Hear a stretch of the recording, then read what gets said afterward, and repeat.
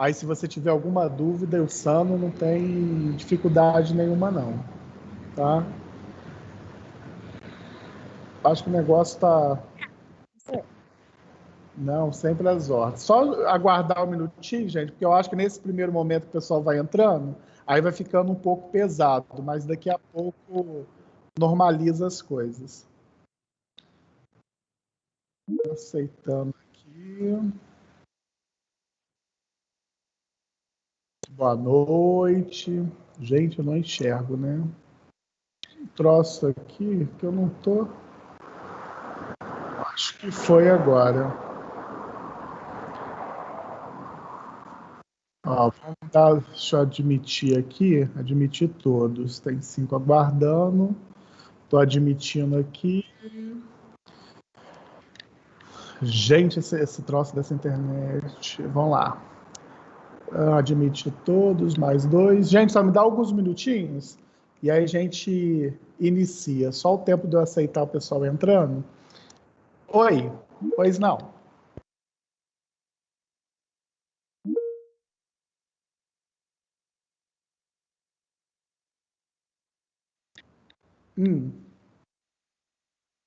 Mas... Ah, não, foi para uma aluna falando da semana que vem, que é a semana de revisão. Mas aí tá. Mas eu vou, porque eu falei isso com ela, que na semana que a gente vai acabar o conteúdo hoje da primeira verificação, Leandro, e aí na semana que vem a gente vai dar revisão, aí depois é a prova de vocês. Mas aí provavelmente na próxima semana eu gravo a minha aula, depois eu vou transcrever como eu faço e vou mandar o ponto de aula para vocês também estudarem. Aí, se vocês tiverem alguma dúvida, a gente vai sanando também para dar tudo certo. Tá? Nada, tamo junto. Gente, só... Oi, quem me chamou? É o Felipe. Oi, Felipe. As provas nesse semestre elas vão ser na faculdade, né? Olha, Felipe, eu acho que não, porque como tem pessoal... Eu não sei também te dizer. Pelo menos assim, até o momento, Felipe, não me falaram se... Eu acho que vai ser virtual. Eu posso até falando uma besteira, porque ninguém passou nenhuma orientação diferente aqui para nós, não. Não sei se também é porque falta 2 semanas, né? E eles devem dar alguma orientação diferente, mas a princípio eu estou achando que acompanha aquele mesmo procedimento do período passado, né? Que é o virtual, né? Eu acho, mas não, pelo menos a coordenação ainda não passou nada de diferente ainda não. Ok, professor, obrigado. Ah, nada. Eu acho que deve ser virtual, porque, por exemplo, dessa turma aqui, né, tem São Paulo, tem Rio, não sei, eu acho que fica mais difícil até para a instituição administrar, né, não sei. Mas vamos ver qual que será a novidade. Ai, Senhor. Ó, só 3 minutinhos, iniciamos. Só para dar o tempo do pessoal chegar. E aí, vamos que vamos. Né, hoje a gente termina, né, até o ponto, eu vou terminar a parte que nos cabe da primeira verificação, e aí na próxima semana a revisão, e depois é a prova de vocês. Deus me livre de prova, não suporto prova.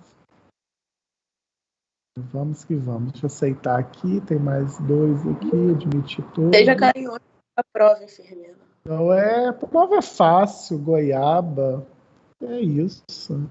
Professor Yasmin está sem net. Ué, tadinho. Não, fala com a Yasmin que eu vou gravar o áudio, vou mandar o ponto e na próxima aula, que ela está sem internet, se ela tiver alguma dúvida sobre a aula de hoje, eu respondo. Acho que tem que 41 e 49. Quanto? Estela estava sem luz. Ponto 49? O outro é 43 e 81. Não sei se... Presente, tá? Ah, está aí! Yasmin, você está aí, não sei se... 42 e 86. 42, 86. Bom, Gente, tá alguém fazendo conta chiquérésimo. só essa daí deu isso aqui. Eu conto no dedo. Lá de trás. Entendeu? Lá de trás deve ser mais ou menos isso também. Ó, um minutinho a gente inicia. Então, vou pegar e tu ver. Que eu vou botar aqui. Aceitar aqui, deixa eu aceitar mais aqui, aceitar todos. Não tá conseguindo entender isso aqui. Ah, tá. Tem uma posição aqui. Então, gente, 1 minuto, iniciaremos. Eu acho que já deu tempo aí. A gente já está com um coro aí bastante interessante aí para a aula.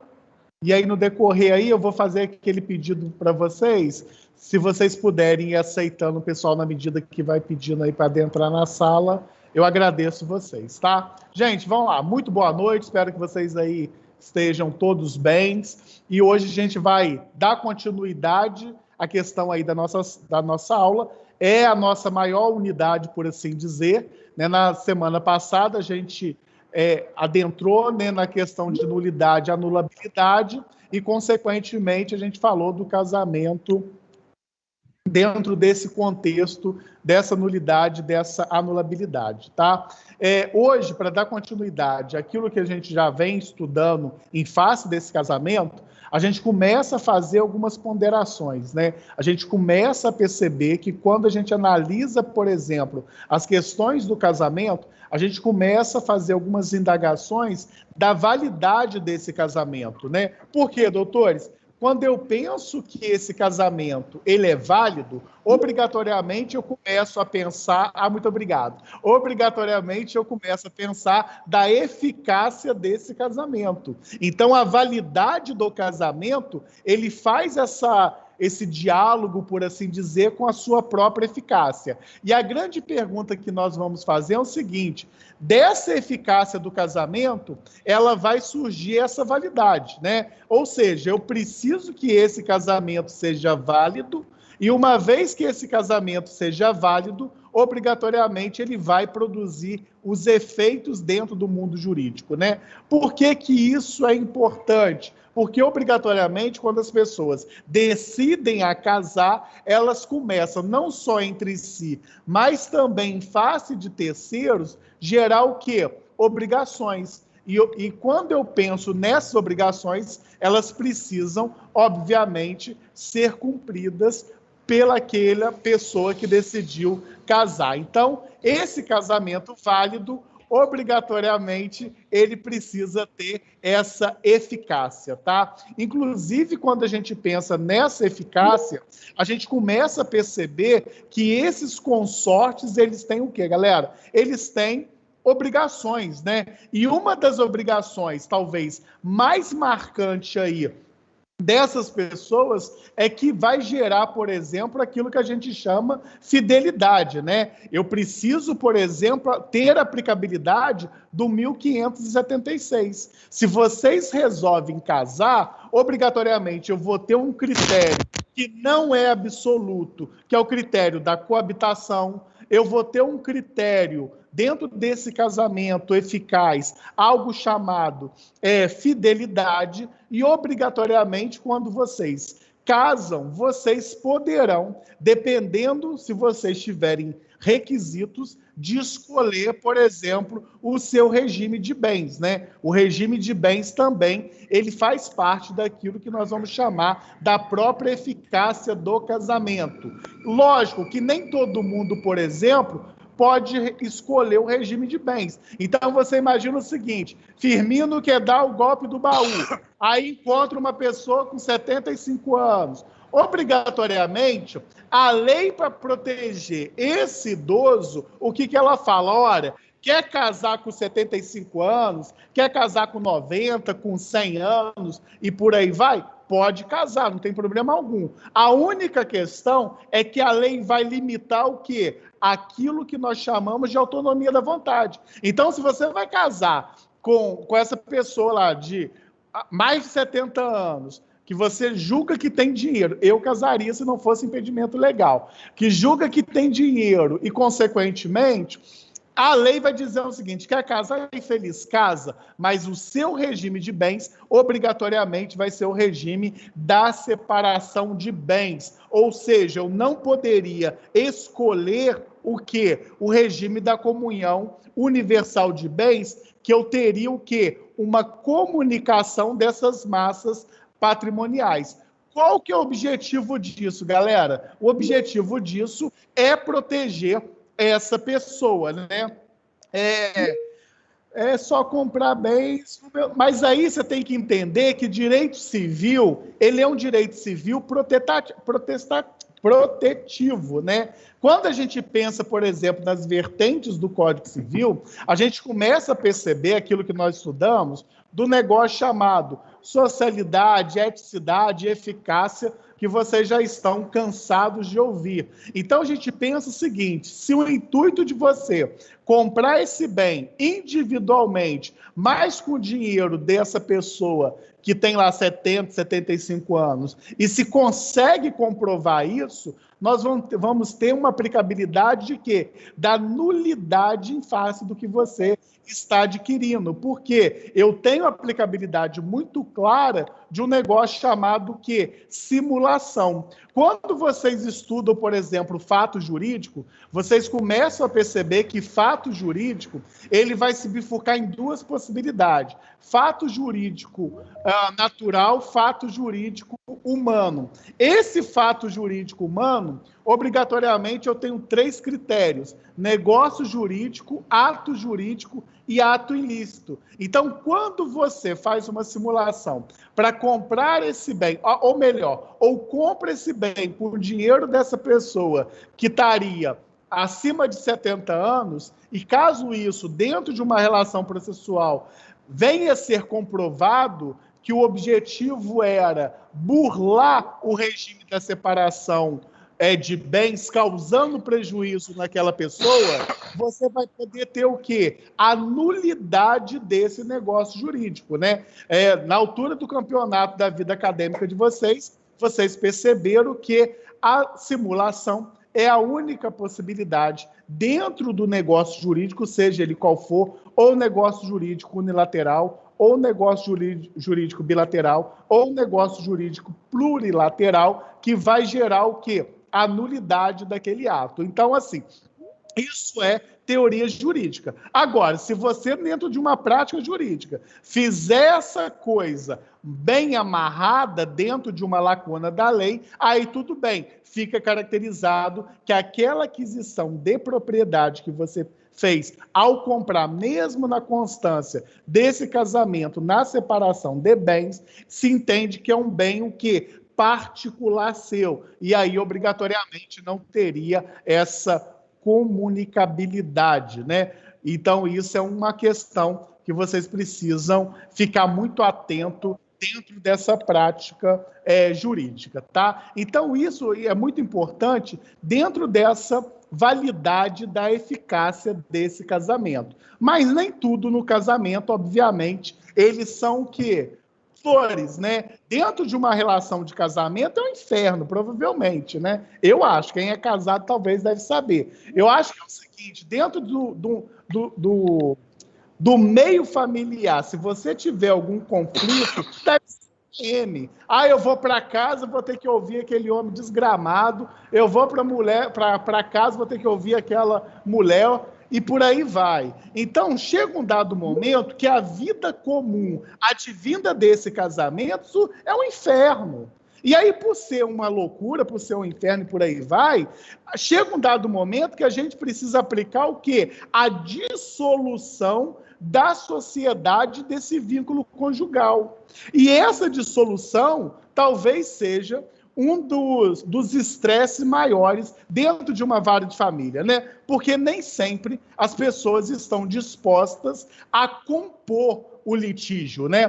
Quando a gente pensa em litígio, a gente começa a olhar dentro de um critério processual, não só dentro de um critério material, né? Dentro do litígio, por exemplo, a gente começa a entender que o litígio, ele começa em qual fase do processo? A partir do momento que a pessoa é citada, né? E aí, quando ela é citada, tem litígio? Ainda não, porque ela pode falar, concordo com o pedido autoral. Então, na realidade, o litígio ele fica muito caracterizado, para quem é processualista, com a resposta do réu. Ou seja, a partir do momento que ele apresenta a sua contestação e debate aquilo que a outra pessoa está falando na inicial. Então, quando eu penso nessa dissolução dessa sociedade, a gente precisa entender. Eu acho que tem um áudio ligado, não sei de quem que é, não. Vai sim. Vai não. Eu acho que. Miriam Kelly, eu acho que é seu áudio. Não sei. Me ajudem aí, gente. Deixa eu ver se eu consigo. Vai ser a Belinha, né? Gente, tem um áudio ligado.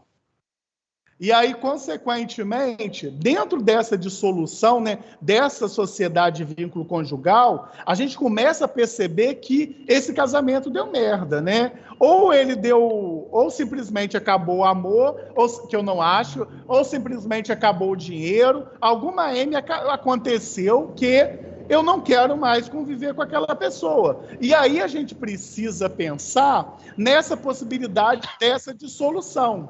Quando eu penso nessa dissolução, a gente começa a fazer umas reflexões daquilo que eu vou chamar o quê? De causas terminativas do casamento, né? O casamento, obrigatoriamente, ele tem causas terminativas. A gente tem que colocar na cabeça que é o seguinte: direito civil, ele nasce, ele se desenvolve e, obrigatoriamente, ele chega um dado momento que ele precisa morrer. Porque, obrigatoriamente, as relações cíveis, elas não são ad eternas, né? Ela tem prazo para começar e ela tem prazo para terminar. Inclusive, quando a gente pensa no fenômeno advindo do fato jurídico humano morte, obrigatoriamente ele causa o que para nós? Uma forma extintiva de direito. Então, quando eu penso nessa dissolução, eu tenho aplicabilidade obrigatoriamente do 1571 do Código Civil.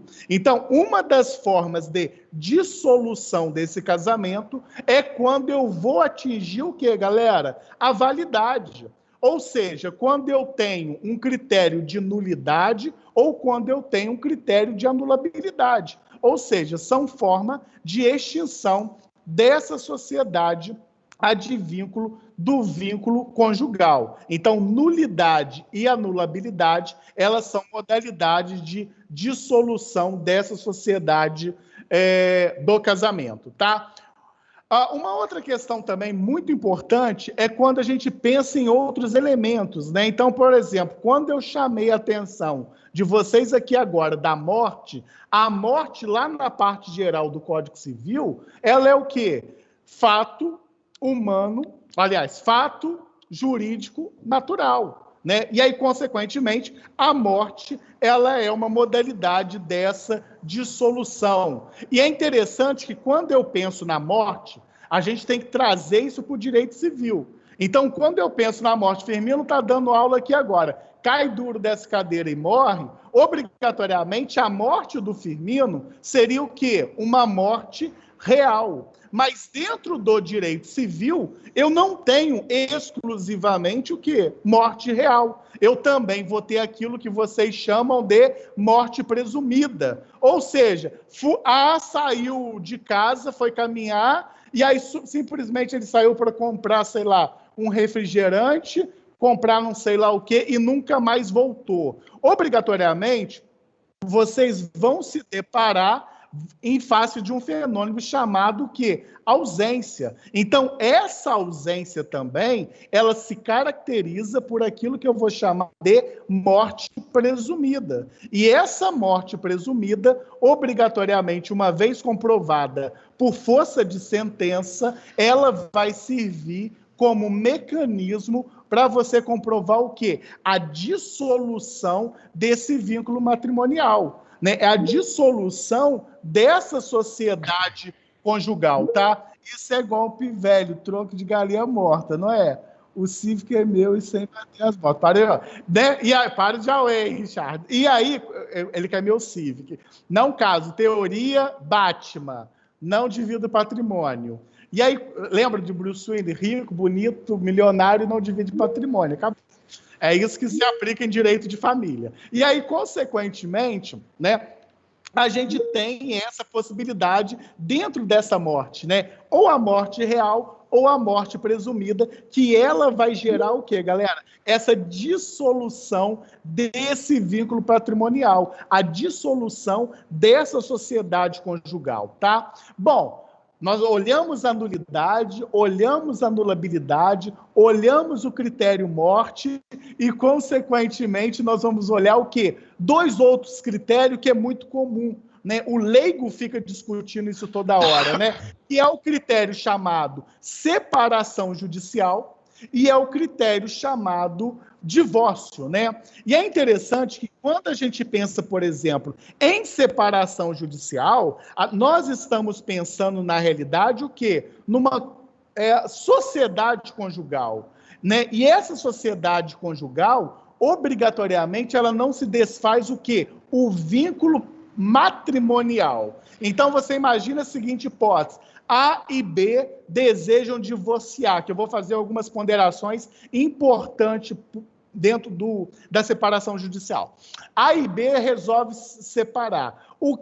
Eu não consigo, através da separação judicial, tirar o quê? O vínculo matrimonial. Quando eu penso numa separação judicial, eu consigo interromper questões advindas do regime de bens, eu consigo interromper a coabitação, eu consigo interromper a fidelidade, porque a gente não pode esquecer que quando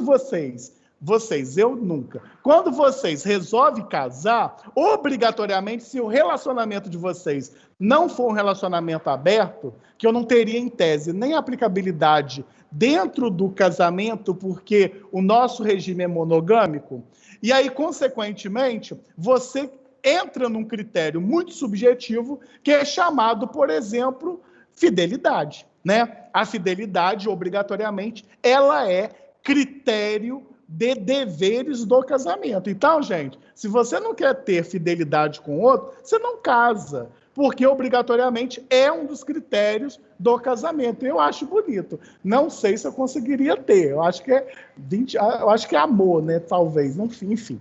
E aí você quer ter essa fidelidade. Na separação judicial, a gente começa a perceber que quando está no acordo, é muito válido, né?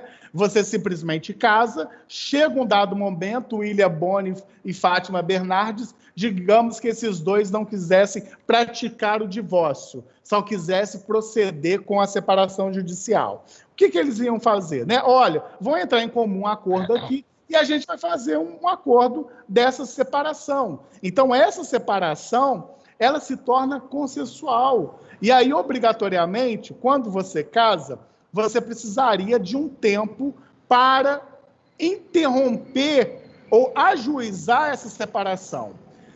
Isso chega até a ser muito ridículo. Por quê? Porque nós tivemos uma emenda constitucional 66, que todos os prazos do divórcio, por exemplo, eu não preciso cumprir. Então, por exemplo, antigamente, para você fazer uma separação judicial litigiosa, você precisava de um critério culpa. Se você quisesse, por exemplo, uma separação consensual, você teria que esperar 1 ano para depois propor. Se você quisesse, por exemplo, fazer um divórcio, que aí você interromperia o vínculo matrimonial, obrigatoriamente você precisava de 2 anos e mais 2 testemunhas. Hoje, na realidade, eu tenho uma emenda 66 que ela tira o prazo do divórcio. E o meu raciocínio é o seguinte: ora, se o divórcio eu não preciso mais contar o prazo, ou seja, se eu caso aqui hoje e amanhã, ou daqui 1 hora, daqui 30 minutos, eu desejo divorciar, por que da separação tem que ser diferente, né? Então, eu também faço uma interpretação da emenda 66, a emenda constitucional 66, para a separação judicial também, falando que eu não precisaria obedecer o prazo lá, por exemplo, uma separação consensual de 1 ano. Eu poderia fazer direto. E aí vocês talvez poderiam estar se perguntando, mas Firmino, qual que é a importância técnica de eu escolher separar ou escolher divorciar? Porque quando você é separado judicialmente, você não pode casar. Você só vai poder casar se você estiver o quê? Divorciado. Firmino, caguei para isso. Não, vão ser esperto. Olha só, você imagina que aquela pessoa trabalha, por exemplo, numa determinada empresa ou no regime próprio, né? Ele é um serventuário e, consequentemente, ele vem a óbito. Sabe o que vai acontecer pela lei previdenciária? Você vai comunicar.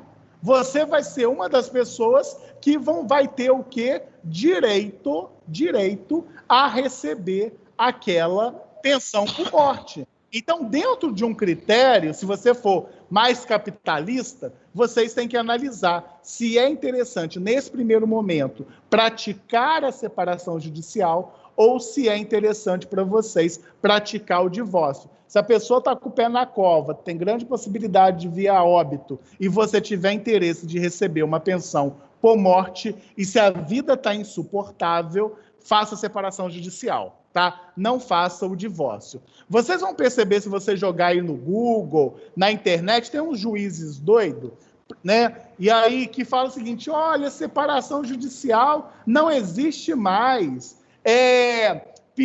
Impossibilidade jurídica do pedido. Primeiro que ele é um doido, né? Ele é um desequilibrado quando ele fala isso. Por quê? Olha só, gente, impossibilidade jurídica do pedido, antes de 2015, ele era matéria de defesa preliminar dentro de uma relação processual. Com a mudança do processo civil, impossibilidade jurídica do pedido virou matéria de quê? De mérito. Obrigatoriamente, me mostra no CPC e me mostra no Código Civil onde eu tenho, de forma expressa, a revogação da separação judicial. Nós não temos isso. Inclusive, continua sendo um dos incisos de dissolução da sociedade civil por força do 1571. Então, pode ser que a separação judicial ela esteja o quê? Em desuso. Mas não quer dizer que essa separação judicial ela está o quê? Extinta, tá? Então, muito cuidado com isso, porque isso é uma questão já majoritária, foi uma tese já embarcada no Rio Grande do Sul, que a terceira turma do STF ratificou que a separação judicial ela não está revogada, ela continua tendo seus efeitos, tá?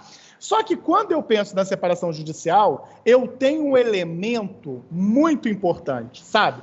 Que é o elemento que culpa. Olha só, galera, quando eu penso nessa culpa, essa separação, ela tem... primeiro, o casamento ela tem um critério chamado que fidelidade, né?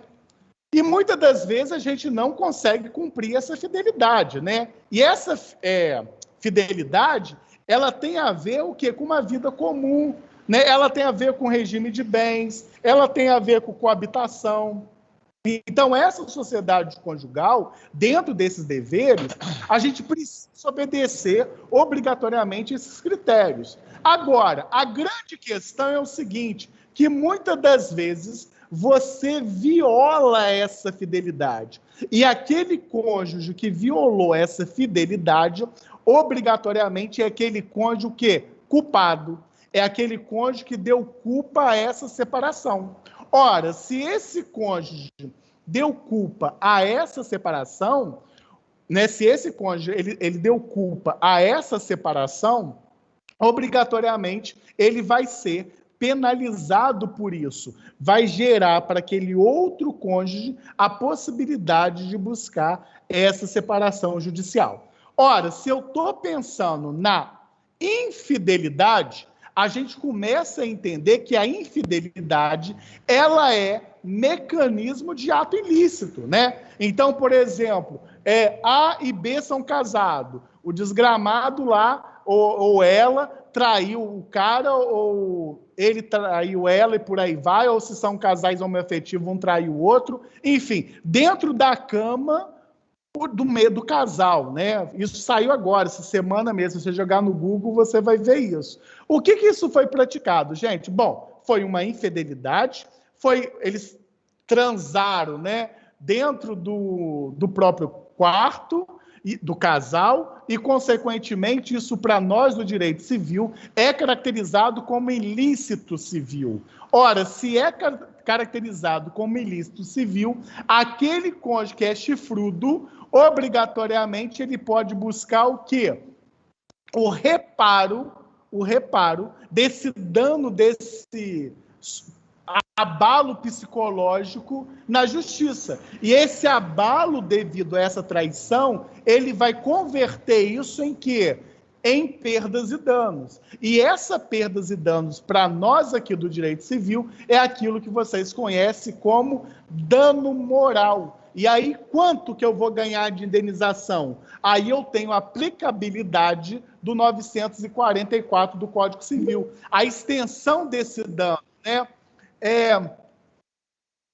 Sim, porque se for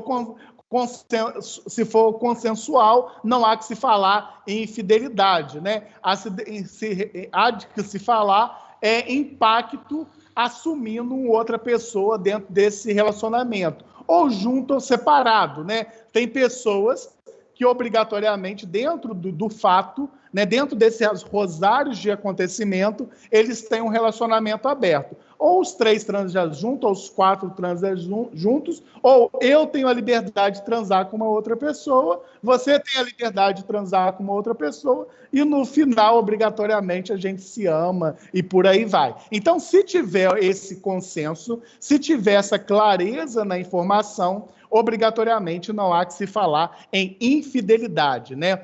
E é interessante que quando a gente pensa nessa infidelidade, nós começamos a pensar que a infidelidade, ela tem o quê, galera? Ela tem grau de infidelidade, né? O que eu quero dizer que a infidelidade, ela tem grau? Ora, a infidelidade, obrigatoriamente, ela surge de uma palavra chamada o quê? Adultério, né?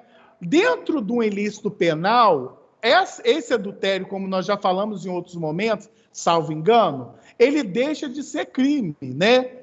E, consequentemente, não quer dizer que ele deixa de ser ilícito penal. Eu acho que alguém levantou a mão aí. Desculpe, pode falar. Eu não consigo ver Sou quem eu, professor. Vai lá, fica à vontade. Boa noite. Deixa eu só te fazer uma pergunta. Sim.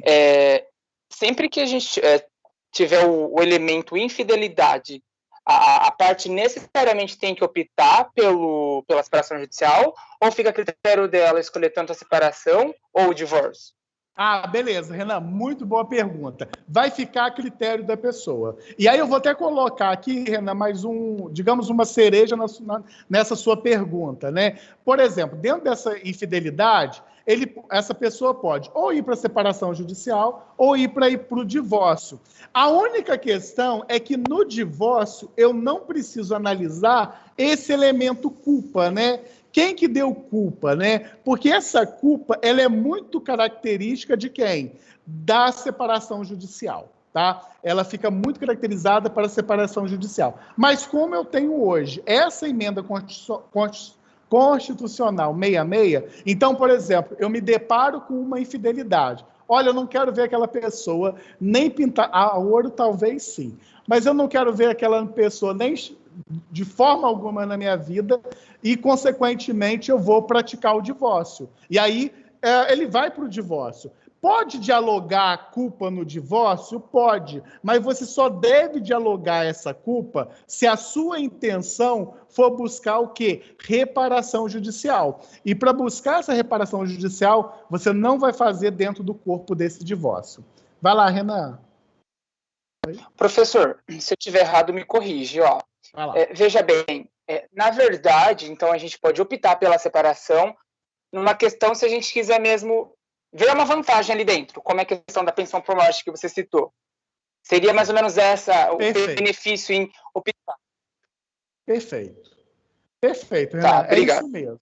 É isso mesmo, porque o que acontece? Olha só, antigamente, né, que era muito difícil, né? Antigamente você imaginava o seguinte, olha, se eu tenho um consenso... Oi, quem me chamou? Desculpa interromper, sou eu, Esther. Então, em cima disso que ele falou, então qual é a diferença da separação judicial para a separação de corpos? Já que ambos são de obter a vantagem.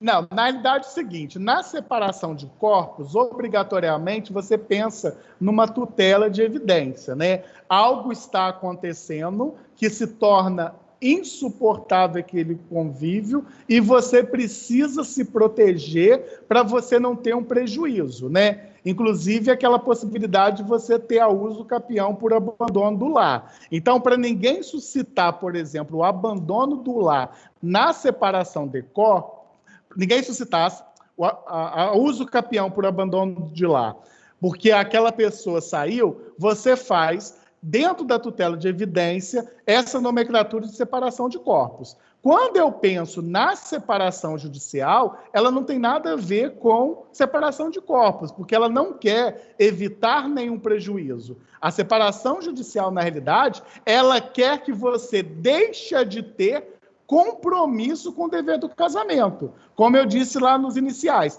quais são esses compromissos? Coabitação, regime de bens e, consequentemente, a fidelidade, né? E aí, tanto é que você pode se utilizar aí de se envolver com outra pessoa, né? E aí, só complementando a fala do Renan, dentro de um critério prático, eu falaria, gente, é melhor você ir para o divórcio, né? Se eu não tenho mais que obedecer prazos, eu vou para o divórcio. Eu só não vou para o divórcio, dentro dessa fala até que ele diz, é o seguinte, olha, se eu quiser receber ou obter alguma vantagem, eu vou ficar o quê? De boca miúda. Eu não quero dissolver o matrimônio, eu só quero deixar de cumprir esses 4 requisitos, né, que seria da coabitação, da fidelidade e, consequentemente, daquilo que a gente chama de regime de bens. Tá? Na separação judicial. Isso. Né? Tanto é, gente, que vocês vão perceber que essa separação judicial, ela está em desuso, né? As pessoas optam hoje para fazer diretamente o divórcio. Quando me consulta, eu falo, olha, tem interesse em pensão? Ah, eu tenho. Aí, então, se segura. Quando que no divórcio eu teria direito à pensão?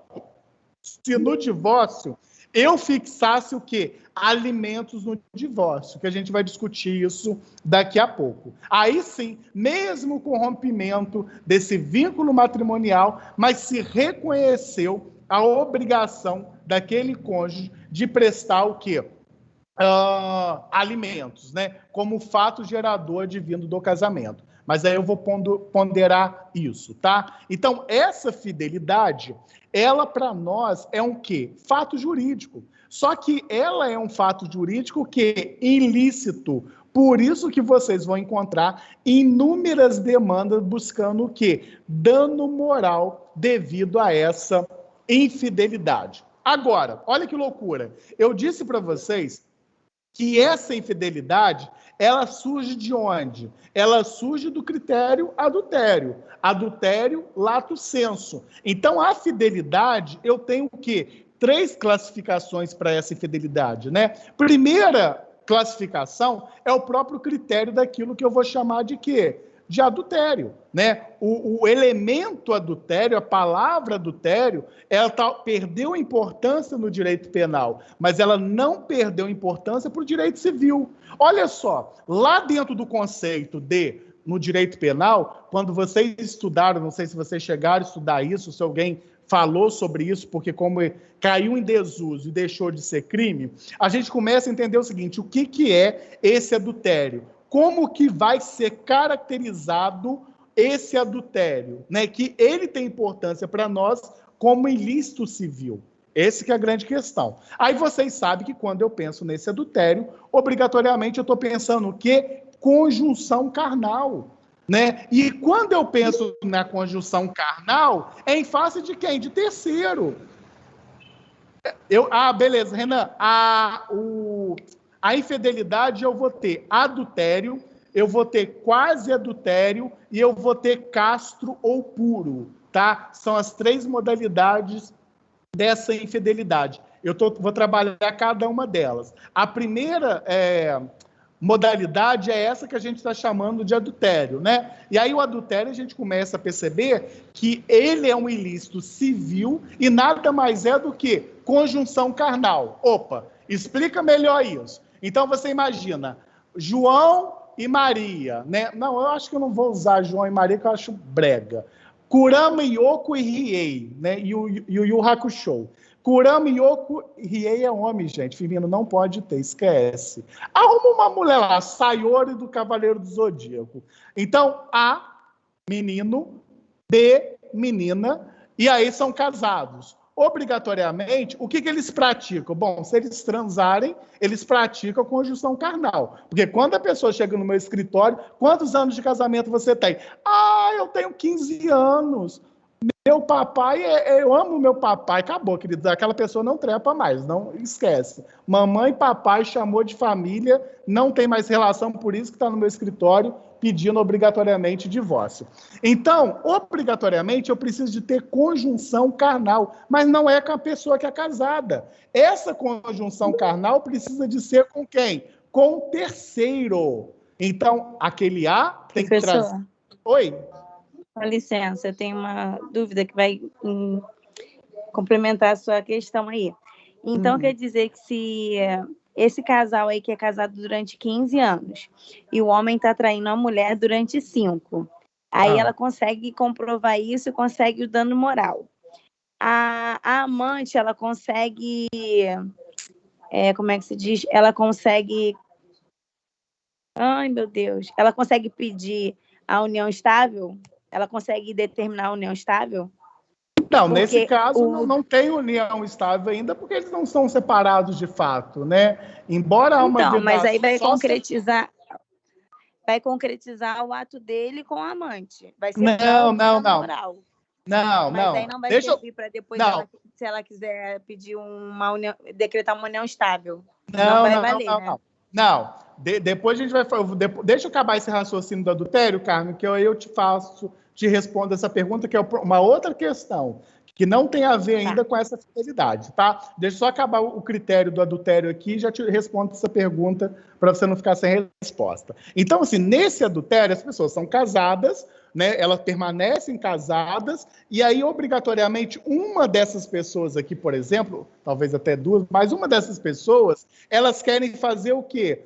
Trair essa pessoa com um terceiro. E aí, quando eu penso nesse ilícito civil, que é o adultério, ele vai ser caracterizado que conjunção carnal com o terceiro. Ou seja, galera, o que é conjunção carnal com o terceiro? É quando você, na realidade, consegue pegar... Essa que é a grande dificuldade lá no crime. Porque no crime você teria que ir lá do direito penal, pegar o ato. O que é conjunção carnal? Pênis na vagina. Se você não pegasse, por exemplo, aquela materialidade no pênis na vagina no ato, como que você ia comprovar o crime de adultério? Por isso que lá caiu isso em desuso. Para nós, o direito civil, uma vez comprovado que essa pessoa teria conjunção carnal com o terceiro, pênis na vagina, obrigatoriamente era uma modalidade de ato sexual e, consequentemente, se comprovando isso, você busca aí essa reparação por dano moral. O que a Carmen estava perguntando, se, por exemplo,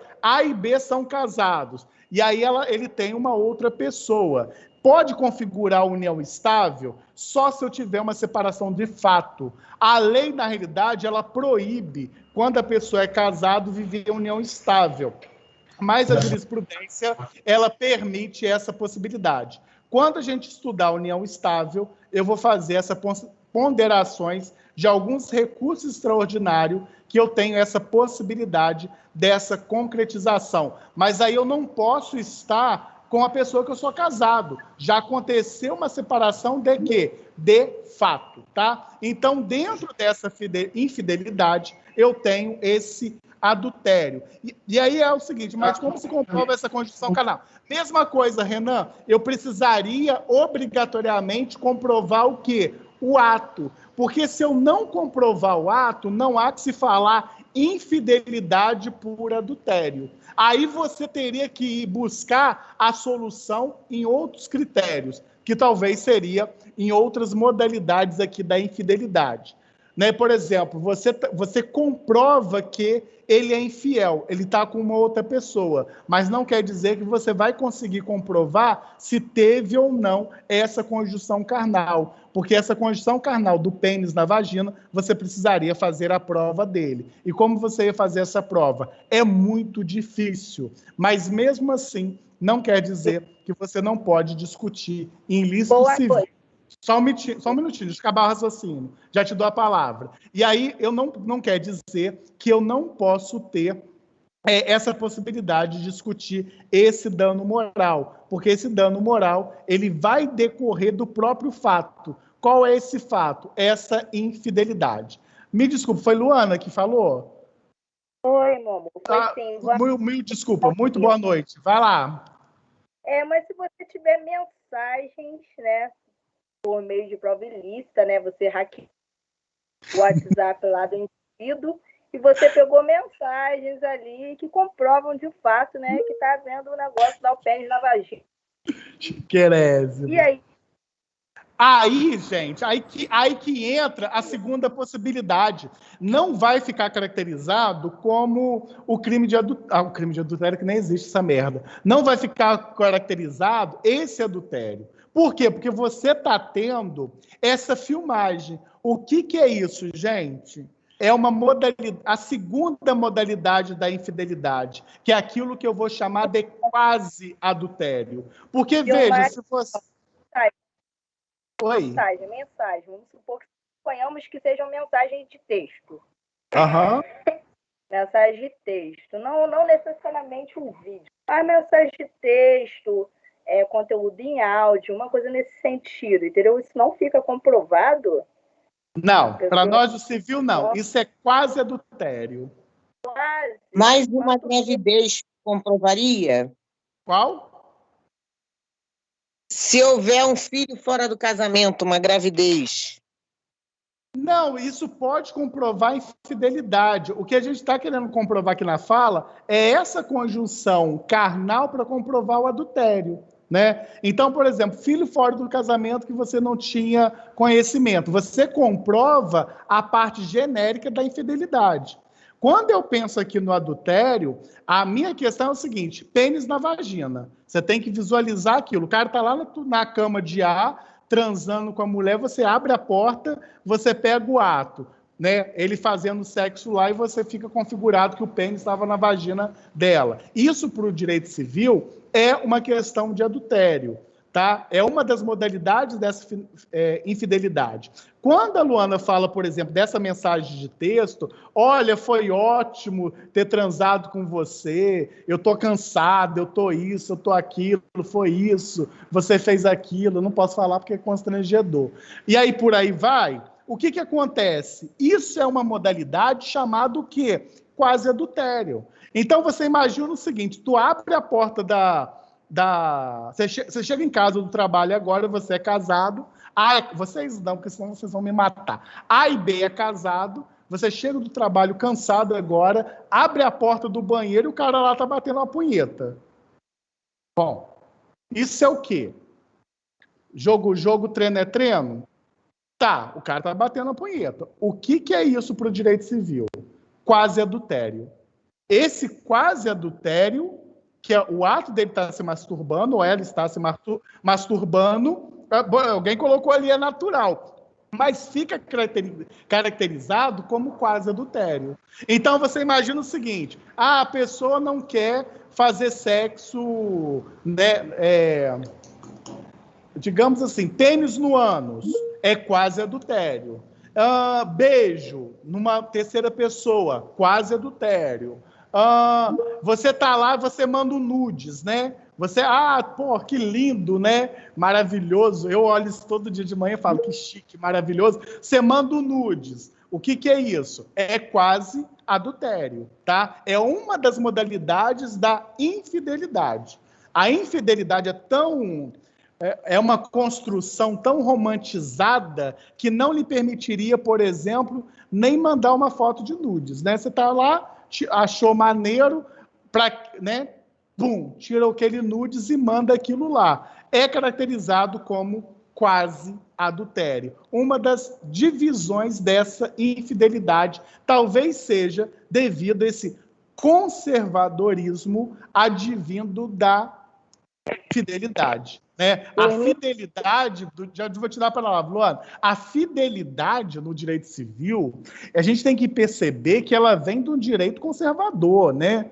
Então, por exemplo, eu acho que foi a Isabelle, né, colocou assim, né? Por exemplo, a masturbação é um ato natural, eu também acho. Alguém colocou aqui, jogo, treino é treino. Acabou, você está lá cansado, sei lá, e por aí vai. E aí a lei, né? A infidelidade aqui, devido a esse critério de ser tão conservador, fala que isso é uma modalidade de infidelidade. Por quê? Porque a gente tem que pensar que o direito civil familiar, lembra das classificações do casamento? É um contrato, é um instituto social, porque eu tinha uma influência grande da religiosidade. E quando, por exemplo, você se masturba, qual é a consequência disso? Talvez seja modalidade de pecado. Então, por isso que, dentro desse critério mais conservador, a masturbação entraria aqui como quase adultério. Luana, vai lá, não sei quem levantou o braço primeiro, mas fiquem à vontade, gente. Fui eu, professor, que tinha perguntado, mas aí era em relação a pessoas que gostam de utilizar brinquedos sexuais. Mas que a masturbação em si já é considerada como caso adultério, ainda mais você utilizar um objeto, né? Então também configura a coisa, né? Isso aí é uma pergunta de uma colega ficou com vergonha de falar, e eu sou a pessoa mais que ela, entendeu? Ela está ouvindo aí a fada, ela deve estar rindo. Não, perfeito, é uma boa pergunta, né? Ela não quis falar, ainda bem que a Luana manifestou a fala dela, externou a pergunta dela, é justamente isso, né? Então você imagina o seguinte, quer usar um brinquedo, né? Sei lá, médio, grande, pequeno e por aí vai. É quase adultério, né? Essa infidelidade, ela é tão arcaica que a gente enquadraria isso num quase adultério. Por quê? Porque aquele outra pessoa poderia se culpar. Falei assim, gente, eu sou uma merda que essa pessoa precisa usar um brinquedo porque eu não satisfaço ela, né? Uns pensamentos ridículos, né? Mas pode acontecer. E se essa pessoa entender que houve a violação dessa honra subjetiva dela no critério do que ela entende de infidelidade, ela pode sim buscar essa reparação levantando a bandeira desse quase adultério, né? Eu vou brincar aqui, escapou um nudes. Beleza, quase adultério. Tô cansado aqui, tô utilizando um brinquedo e aí eu tenho oposição do meu cônjuge. Beleza, possibilidade de você ter um quase adultério como matéria de infidelidade, tá? Eu acho que tem várias mãos levantadas aí, fique à vontade. Me tira uma dúvida aqui, você falou que tênis no ânus seria um quase adultério. Então, no caso, se eu sou mulher e pego meu marido com outro homem na cama, não seria adultério em si, seria quase adultério. Quase adultério, perfeito. Isso aí. Isso aí também não faz muito sentido, porque querendo ou não, o ato sexual está acontecendo. Se eu pegar na hora, seria... É porque o critério do adultério, né, ele fala em conjunção carnal, e a conjunção carnal, propriamente dito pela doutrina, é pênis na vagina. É por essa razão. Outra coisa também, eu não consigo desmistificar isso num caso concreto, assim, sendo advogada da parte, no sentido masturbação, porque a própria ciência entende que é uma coisa natural e saudável para o corpo humano, entendeu? E psicológico humano também. Eu não tenho nenhum jeito de sair disso. Não, eu acho que é uma questão que é interessante levantar essa bandeira, né, desse critério natural. Mas foi o que eu disse, né? A natureza do casamento, ela tem um critério religioso muito grande. E quem é de uma religiosidade sabe que a masturbação, ela é um pecado, né? Então, assim, eu não estou falando de religião de A e B, não, tá, gente? Eu estou falando de um critério da origem, da razão da gente classificar isso como quase adultério. Por isso que quando a gente pega lá a natureza jurídica do casamento, e quando a gente aqui no Brasil ficou muito tempo proibindo o divórcio, foi devido a essas questões voltadas do conservadorismo, né? E aí quando a gente pensa, por exemplo, no critério mais religioso, pensando na masturbação, é algo que seria proibido. Por isso que a gente ainda tem essas ramificações do Código Civil de 1916, né, que implementou no Código Civil de 2002, né, porque ele custou muito ser aprovado e, consequentemente, pegando as bases do direito romano.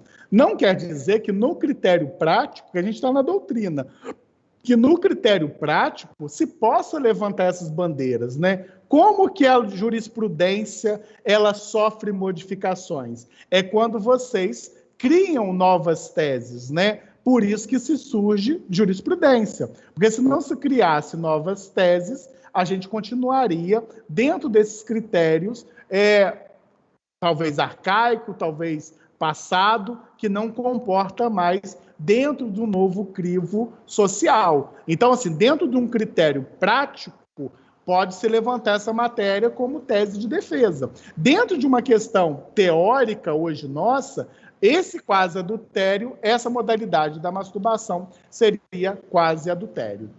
Quem mais está com a mão levantada? Muito bom. Assim, se você parar para pensar, nós somos um Estado laico, certo? Então, Sim. Até onde a religião deveria interferir nessas conjunções, entendeu? Sim, é uma questão, na realidade, de conquista, né? A gente começa a perceber que não é muito difícil, né? Quando agora falando mais sério, né? Quando a gente pensa em direito de família, a gente faz várias reflexões dentro desse direito de família, né? Eu brinco muito, quer ter uma união poliafetiva? Que tenha. Mas dentro de um critério de evolução da sociedade, é muito difícil, né?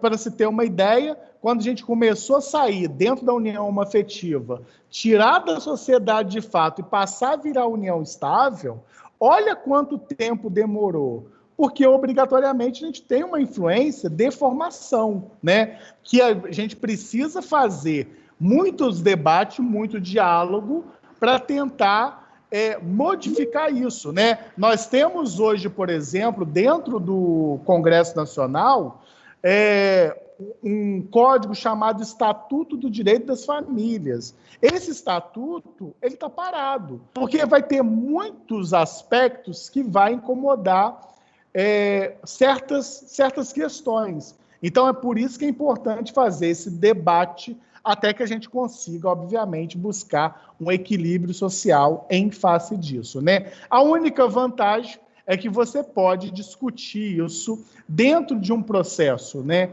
E aí, obrigatoriamente, caso o Poder Judiciário acata, bem-vindo a uma nova jurisprudência, tá?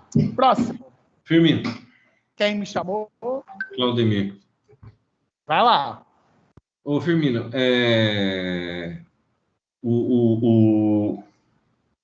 o fato, tá? O fato de um homem pegar a esposa dele, o marido pegar a esposa, realmente mantendo relação sexual dentro do motel, dentro da casa dele, ele entra que nem um gato manso e pega realmente a conjunção carnal. Ou seja, ele pega o chifre bem enfiado na cabeça. Nesse dado momento, quando a gente fala em danos morais, o que a justiça hoje, em termos de valores, ela preserva para essa pessoa? Porque, afinal de contas, quando a gente fala em danos morais, tem gente que extrapola e tudo existe a sua prudencialidade. Em termos de valores hoje, pro chifrudo, quanto que isso daria? Achei ótimo. Olha, é uma excelente pergunta, né? E aí eu vou lhe dizer com toda clareza, né? Quando a gente pensa, por exemplo, na fixação de dano moral, eu só tenho um critério legal para isso. É quando eu tenho aplicabilidade do 944. O 944 do Código Civil, ele fala que quando eu vou fixar dano moral, eu vou pensar no negócio chamado o quê? Extensão do dano. Seria muito bonito a gente pensar nessa extensão do dano. Só que o dano moral, hoje, ele é feito por arbitramento, né? Chega até a ser um critério injusto. Ou outros critérios para ou aumentar ou para diminuir. O que eu quero dizer com isso? Não há padrão para fixação de dano moral. A lei fala que eu analiso a extensão do dano, mas existe na jurisprudência outros critérios para fixação de dano moral. Por exemplo, acha que um CEP de uma pessoa influencia no dano moral? Sim. Né? Chega até a ser um absurdo que você vai perceber que em determinadas localidades você tem um dano moral para o mesmo assunto mais quantificado. Em determinadas localidades você tem um dano moral diminuído. Vocês vão perceber, se vocês fizerem um levantamento na jurisprudência, a interrupção de energia elétrica, vocês vão perceber que determinados tribunais fazem a fixação de dano moral por arbitramento, ou seja, por equiparação, ou melhor dizendo, por comparação da jurisprudência, né? Você não tem nem mais critério para discutir a necessidade, se você vai receber 100 mil, se você vai receber 50 mil. Porque quando o Poder Judiciário começaram a criar metas, né? A gente começou com a meta 2, que na minha época era terrível, os juízes queriam acabar com os processos da meta 2, que eram processos antigos, inclusive eu tenho processo da meta 2 desde 2009 que não foi extinto, e aí eles começaram a buscar o quê?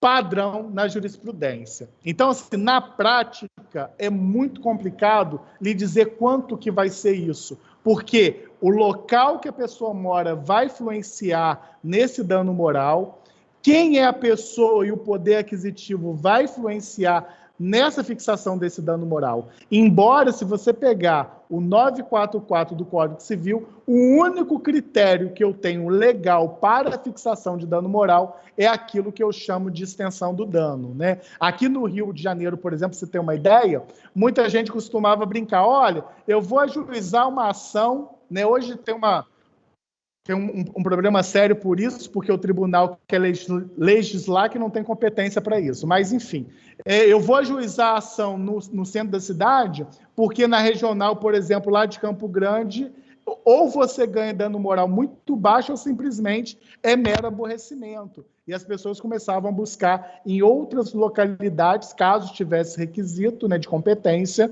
para isso. Para entender que, na prática, isso sai para o atacado. Vai muito do convencimento do juízo, ou, no pior, quando ele vai buscar equiparação. Saiu uma decisão recente que uma traição agora gerou um dano de 20 mil reais, né?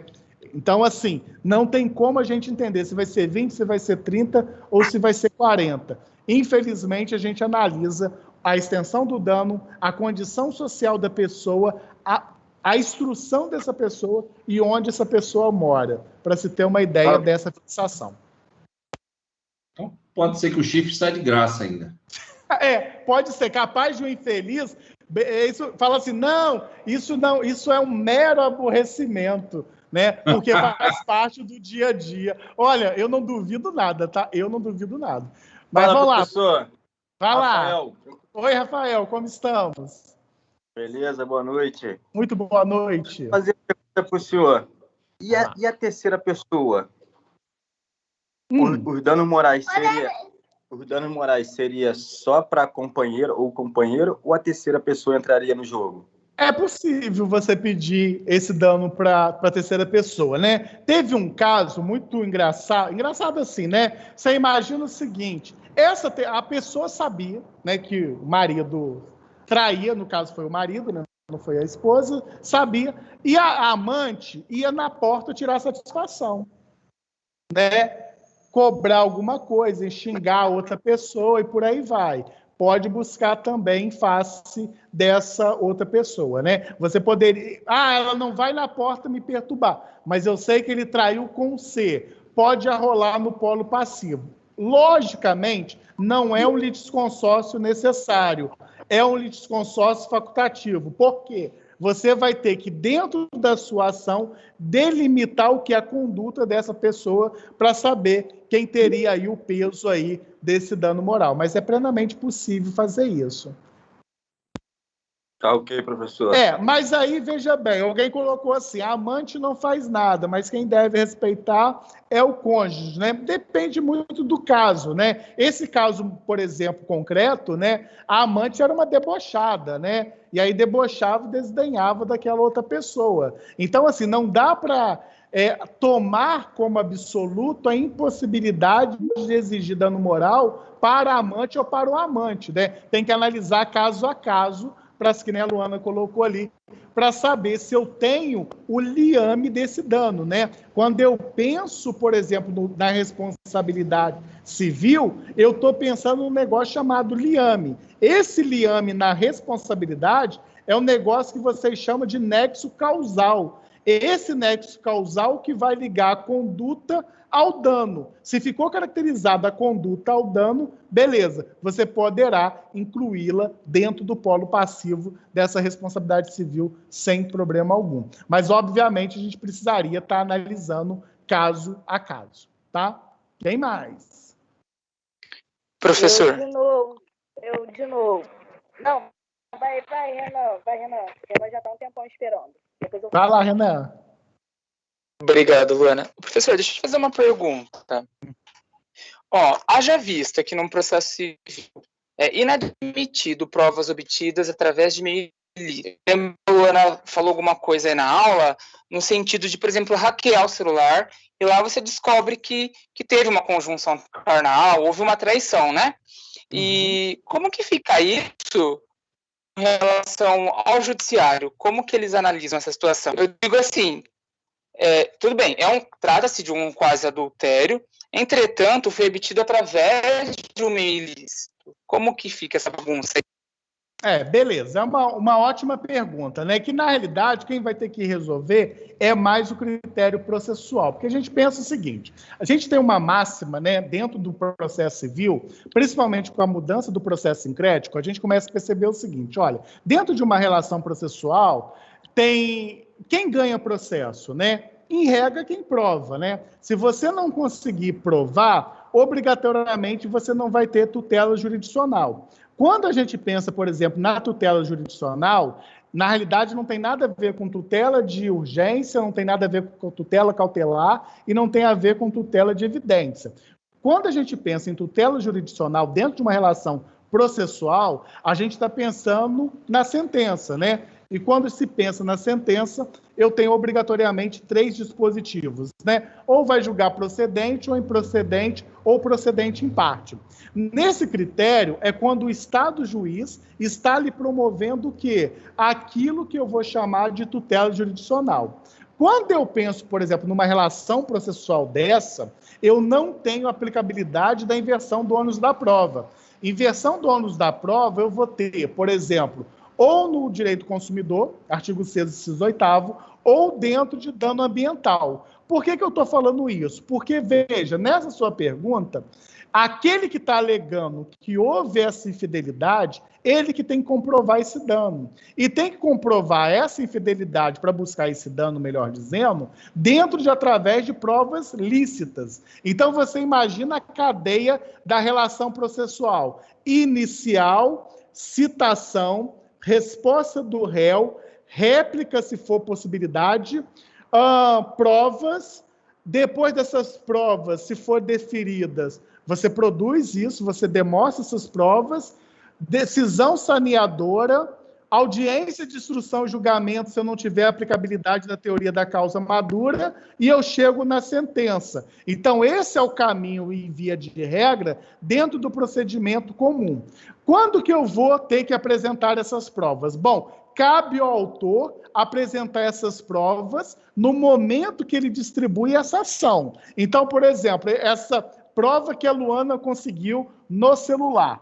E aí ela conseguiu essa prova e junta lá na inicial. Ela precisa juntar lá na inicial, sob pena dessa prova ficar o quê? Preclusa. Olha a loucura que ninguém se atenta por isso dentro de um critério processual. Se eu tenho a prova, eu não estou discutindo se ela é lícita ou se ela é ilícita ainda não. Se eu tenho essa prova aqui agora, eu tenho que apresentar na propositura da ação. Porque se eu apresentar no momento que eu vou fazer provas complementares, se eu estiver litigando com vocês, eu vou dizer que essa prova está preclusa, cesseamento de defesa, porque você já tinha essa prova pré-constituída. Bom, apresentei essa prova que, no meu entendimento, ela é lícita. Mas aí o réu, obrigatoriamente, quando ele for citado, ele vai impugnar aquela prova, né? Ele vai falar que o meio que utilizou para conseguir aquela prova foi uma prova o quê? Ilícita. Bom, o que um diálogo do CPC com o processo civil lhe garante? Lembra que eu falei que na inauguração do processo civil eu tenho um negócio chamado cláusulas abertas? Então, na oitiva da uma daquelas partes, mesmo que o juízo desconsidere aquela prova, mas se ele consegue fazer outros meios de prova, seja uma prova testemunhal, ou seja o depoimento daquela parte, e ele entender que praticou aquela ilicitude, há a possibilidade dele julgar procedente. Se o único meio de prova foi essa prova ilícita, não tenha dúvida, vai ser desconsiderada e a probabilidade de você ter uma tutela jurisdicional de improcedência, ela é grande devido ao meio que fora utilizado. Por isso, numa determinada ação dessa, vocês precisam fazer provas, contudo, prova testemunhal, se tiver, forçar o depoimento pessoal do réu, para tentar, através daquela oitiva, buscar informações que alimente o livre convencimento daquele juízo, para você tentar obter aí, obrigatoriamente, essa tutela jurisdicional, tá? Isso é importante acontecer, tá? Quem mais levantou a mão? Agora sou eu. Vai lá, Luana. Aqui. Até numa questão que a Isabel estava falando, vamos fazer uma retórica, né? Ela estava falando a questão do pênis anos, né? Homem com mulher também, perfeitamente possível. Mas assim, a gente pegar e fazer um paralelo junto ao direito penal, porque antes, no direito penal, a questão do estupro, ela só era considerada estupro quando havia também a questão pênis. Aí houve uma alteração de entendimento. Será que a gente não pode trazer isso para o direito civil, fazer essa analogia também? A gente não poderia tentar um meio, porque, assim, no direito, se fosse já no direito penal, no campo do direito penal, eu diria que não, porque iria prejudicar o réu, né? Mas dentro do direito civil, acho que a gente poderia trazer essa analogia, né? Mas foi... nesse sentido, enfim. Não, mas foi isso que eu até respondi a Isabelle, né? A gente tem que tirar uma questão do que é teoria jurídica e que é uma prática jurídica, né? Na teoria jurídica, a gente continua com as definições nesse critério: adultério, conjunção carnal e fácil terceiro, pênis na vagina. Quase adultério, questão de homoafetividade, questão de beijo, questão de masturbação, questão de você mandar o nudes, questão de você utilizar um brinquedo, a gente vai continuar entendendo na teoria que é quase adultério, né? Que é uma segunda classificação dessa infidelidade. O que eu disse que eu vou reforçar foi justamente isso, né? Como que a jurisprudência ela muda? É quando você faz esse diálogo na prática, né? Então, você só, dentro da prática, principalmente, veja bem, você tem réu e você tem autor. Se a sua tese de defesa, por exemplo, você está defendendo aquele réu, aquela pessoa que está sendo acusada dessa infidelidade, nada impede de você levantar essa argumentação para saber se vai criar outras modalidades de jurisprudência, até que chegue um ponto dessa jurisprudência ela ser o quê? Predominante. Então, na prática, isso é plenamente possível acontecer, né? Até porque esse direito ele é mutate mutante, né? E é extremamente importante isso, né? Às vezes você pega advogados que bate, ele vai levando porrada, o judiciário vai falando que não é, e daqui a pouco, o próprio judiciário ele pega aquilo e muda seu entendimento jurisdicional. A gente, fazendo um paralelo, tinha uma tese, por exemplo, na Justiça do Trabalho, que já tinha 20 anos. Essa semana mudou. Por quê? Porque se bateu, até que o judiciário falou, opa, é muito mais coerente, é muito mais digno ter esse raciocínio. Então, na prática, isso é plenamente possível vocês discutirem. Numa prova discursiva, é plenamente possível vocês fazerem essa ponderação. Inclusive, isso é sadio, porque, como eu sempre falo com vocês, direito civil é raciocínio. Direito é raciocínio. E se cria essas novas modalidades. Agora, na teoria jurídica hoje, quando a gente estuda as 3 classificações de infidelidade, adultério, conjunção carnal com terceiro pênis na vagina, quase adultério, questões da norma afetiva, beijo, masturbação, se você quer utilizar brinquedos para se divertir, idem. Então, são modalidades ainda tipicamente teóricas. Mas, na prática, isso é muito importante, porque vocês poderiam ter a possibilidade de mudar jurisprudência, ao ponto dela se tornar o quê? Majoritária, tá? Então, isso é extremamente importante, tá? E tem mais alguém querendo falar? Porque eu vou falar da última classificação. Vai lá, muito boa noite. Tudo bem, Robson? Vai lá. Boa noite, professor. Primeiramente, agradecer pela aula, pela exposição, que tem sido, assim, muito agregador e esclarecedor, tá? Parabéns mesmo. Aí, com base nisso também, quero fazer uma pergunta. Tá. Por exemplo, o casal recém-casado casou e logo após o casamento, a noite de núpcias, eles retornando da viagem da lua de mel, descobriu-se um adultério, ou seja, uma traição. A parte prejudicada, ela pode pleitear em juízo a anulação desse casamento? Essa é a minha dúvida.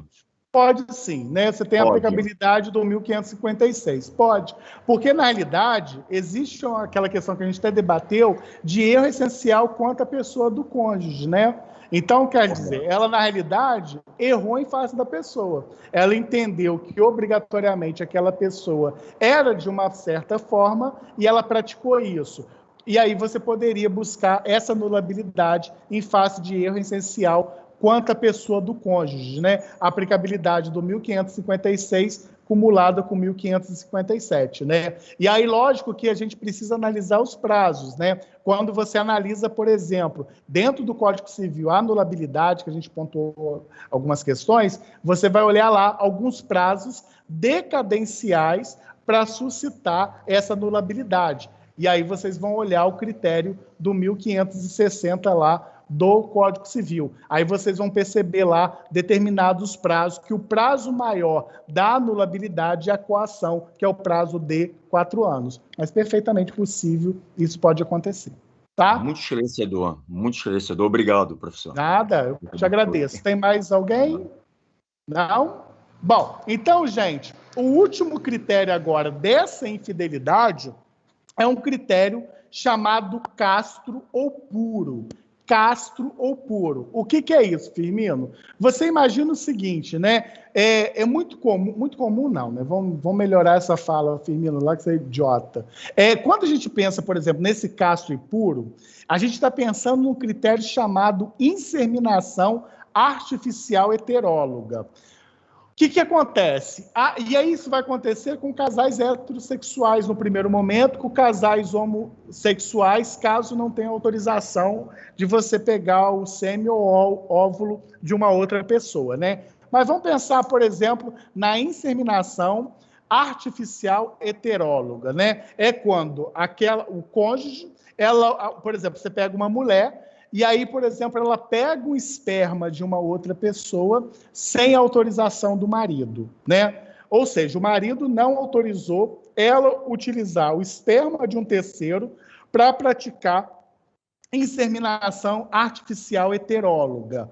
Beleza, é uma outra modalidade de infidelidade, tá? Então, isso, na realidade, esse exemplo é o exemplo clássico dessa infidelidade, que a doutrina vai chamar de infidelidade casto ou puro, tá? É muito comum na doutrina ser chamado de infidelidade puro, tá? Então, eu pego essa inseminação artificial, heteróloga, sem autorização do marido. É uma modalidade dessa infidelidade, tá, gente? Então, isso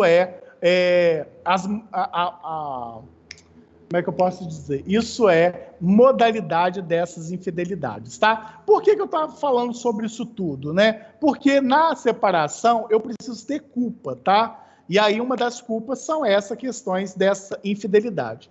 Quando eu penso tanto na separação, eu posso, e tanto no divórcio, que aí agora a gente vai conjugar os dois, a gente vai pensar que eu tenho cláusulas específicas. Então, você imagina o seguinte, A e B são casados. Obrigatoriamente, quando essas pessoas casam, existem deveres recíprocos. Então, era muito comum no interior, isso não é eu sou do interior, né? Sou de Minas Gerais, essa voz de taquara rachada já percebe isso. É muito comum no interior, por exemplo, o homem não permitir que a mulher trabalhe, né? Talvez na capital seja um absurdo, mas no interior é muito comum isso, né? E aí, obrigatoriamente, proíbe de que aquela mulher trabalhe com as atividades remuneratórias. Ela vai trabalhar em casa, e aí, obrigatoriamente, é uma modalidade de trabalho, mas esse trabalho não é remunerado, né? Então, consequentemente, quando acontecer uma ruptura da separação, quando acontecer essa ruptura do divórcio, existe, por exemplo, tanto para ela como para ele, um negócio chamado de fato gerador. Ou seja, fato gerador de requerer o quê? Alimentos, né? Então, por exemplo, se eu entender que eu preciso de alimentos daquela pessoa, ou daquela mulher, ou daquele homem, obrigatoriamente, quando eu ajuizar essa ação, eu vou requerer que seja fixado esses alimentos, né? Eu vou pensar isso na ação própria de separação, na ação própria de divórcio? Não. Eu ajuizo uma ação separada, até porque o rito de alimentos é diferente do rito do divórcio, e vou comunicar que esses alimentos que eu vou pleitear vai ser pleiteado onde? Em ação própria. Quando que eu posso ter, por exemplo, alimentos, guarda de filhos, regulamentação de visita, que nós vamos estudar isso tudo, dentro do corpo da ação do divórcio, dentro do corpo da ação da separação judicial. Então, você imagina o seguinte, quando eu tenho essa ruptura, essa dissolução, genericamente falando, seja da separação judicial, seja do divórcio, existe essa possibilidade de fixar alimentos, existe a possibilidade de ter partilha de bens, existe a possibilidade de você decidir quem vai ficar com a guarda dos filhos, existe a possibilidade de você discutir a regulamentação de visita, né? Esse filho vai ficar comigo. E aí, obrigatoriamente, como que vai ser essa regulamentação de visita? Vai ser uma regulamentação de visita livre? O que é uma regulamentação de visita livre? Que nós vamos estudar no futuro. É aquilo que a pessoa que não tem a guarda de direito daquele menor pega aquela criança na hora que ele quiser. Ele quer pegar na terça, vai pegar. Ele quer visitar, ou ela também quer pegar na quarta, ela vai pegar. Quer pegar final de semana, vai pegar. Não quer pegar, também não vai pegar, porque não tem lei em face da terra que vai obrigar a pessoa a pegar aquela criança. Por isso vai surgir um negócio chamado indenização por abandono, né? Houve um abandono afetivo, né? Então, isso é um outro critério que a gente vai discutir no futuro. Mas se tiver consenso entre essas partes, eu posso delimitar isso tudo onde? Seja no meu corpo da ação judicial, seja no meu corpo da ação do divórcio. Então, por exemplo, eu quero divorciar, mas há concordância. Quem vai ficar com o menor, se eu tiver filho? Há concordância na partilha de bens? Há concordância na regulamentação de visita, há concordância que ninguém quer alimentos, eu abro mão e você abre mão, há concordância na partilha de bens, O que isso vai acontecer? Nesse critério, se há concordância, vocês podem colocar isso tudo no mesmo corpo da ação, tá? Não precisa fazer a ação própria. Se não tiver concordância em face desses requisitos, em face dessas cláusulas, alimentos, guarda, partilha de bens, qual que vai ser a consequência, doutores? Vocês vão ajuizar essa ação em ação própria. Então, imagina o seguinte, A e B, né, tá lá na ação, e você vai colocar um tópico assim: os bens oriundos da constância desse casamento serão discutidos em ação própria. Os alimentos devido aos cônjuges, ou o alimento que eu entendo que eu tenho direito, vai ser discutido em ação própria. Por quê? Porque são ações um pouco mais demoradas, que você precisa ter, obviamente, uma cognição, né, sumária, para você resolver isso de uma forma mais célere. Qual que é o objetivo do divórcio? É interromper esse vínculo matrimonial. Então, o juiz decreta o seu divórcio e, consequentemente, esses outros critérios que vocês não tiveram consenso, vocês, obviamente, vão discutir em ação própria, tá? Então, isso é muito importante. Eu só posso colocar isso tudo no mesmo balaio, né, na mesma ação, se eu tiver consenso. Se eu não tiver consenso, obrigatoriamente, você esquece isso. E, óbvio, se você tiver consenso, não pode excluir alguma coisa. Então, imagina o seguinte: eu tenho um consenso em face da partilha, eu tenho um consenso em face do nome, de permanecer com o nome dela ou dele, mas eu não tenho consenso em face dos alimentos para os filhos. Eu não tenho consenso em face da guarda. Vai ser uma guarda compartilhada? Vai ser uma guarda alternada? Vai ser uma guarda unilateral? Nós não temos consenso em face disso. Esquece que você não vai conseguir sentença homologatória do seu divórcio consensual, tendo em vista que vocês precisariam arrolar isso tudo dentro da sua ação, tá? Por quê? Porque são cláusulas o quê? Obrigatórias. Guarda de filho é uma cláusula obrigatória. É você discutir, por exemplo, cláusula de convivência, que é essa regulamentação de visita, é uma cláusula obrigatória dentro do consenso. Se você vai discutir, por exemplo, alimentos, que nós vamos ter uma aula só de alimentos, é uma cláusula obrigatória.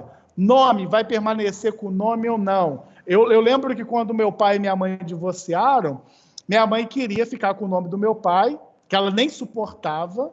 Era uma doideira isso, né? Ela não suportava o Firmino é meu sobrenome, obviamente. Ela não suportava, não queria, né? Mas quando ela divorciou, ela falou: eu quero ficar com o nome, né? A desculpa dela, obviamente, era para não mudar documento e por aí vai. Aí a promotora de justiça queria bater o pé, né? Não, que tem que mudar ali, não. Aí ela bateu o pé, minha mãe bateu o pé na audiência e, consequentemente, permaneceu lá com o nome, né?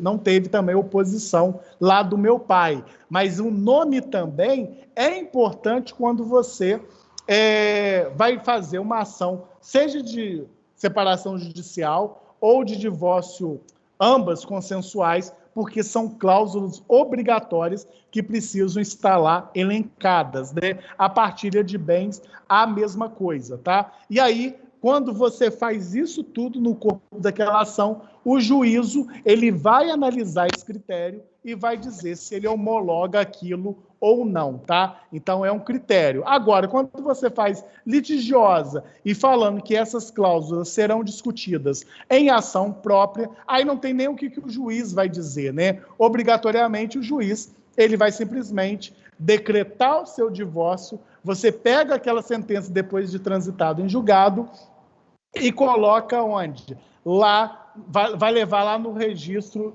civil de pessoas naturais, tá? Tem um macete processual muito interessante, né? A e B querem divorciar.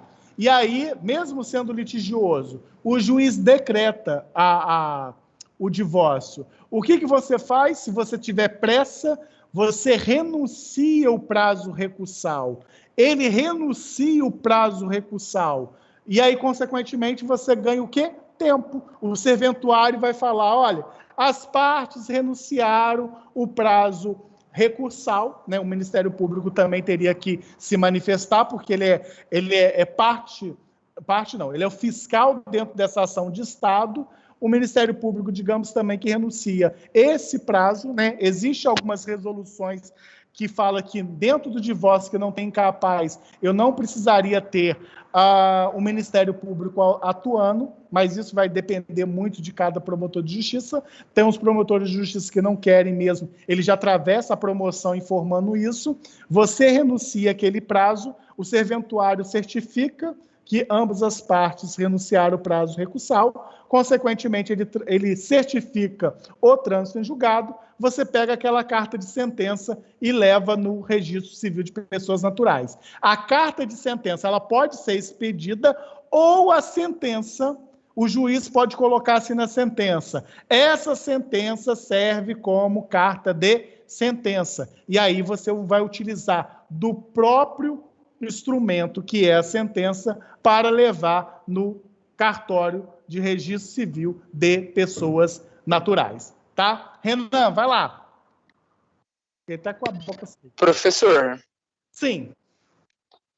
Deixa eu te falar, com relação a essa renúncia aí no que tange ao recurso, eu preciso, já posso fazer na minha petição, requerendo desde já a manifestação nesse sentido, ou preciso esperar que o juiz prolate uma sentença, uma decisão, para que eu falo que eu vou renunciar ou não?